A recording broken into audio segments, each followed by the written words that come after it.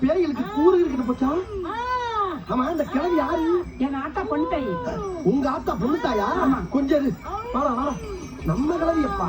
டேய் ரெடி ஆயிட்டா? சரிங்க. ஆமா, உன் பேர் என்ன? அதான் பொண்ணு தாயின்னு சொன்னாங்கல்ல. டேய், நான் பேயோட பேரை கேட்டா பேப்பல கொஞ்சம் சும்மா இருடா. டேய், உன் பேர் என்னன்னு கேட்டல? உன் ஊர் எது? உன் வயசு என்ன? 21 வயசா?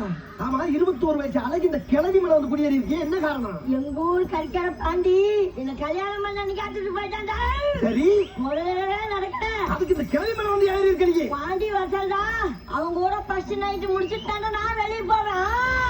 ஃபர்ஸ்ட் நைட் முடிச்சிட்டா போவையா? டேய், இந்த உடம்புல வந்து பஸ் பண்ணா கிழவில செத்து போவா? செத்தால கவலைடா, என் ஆசை நிறைவேறடா.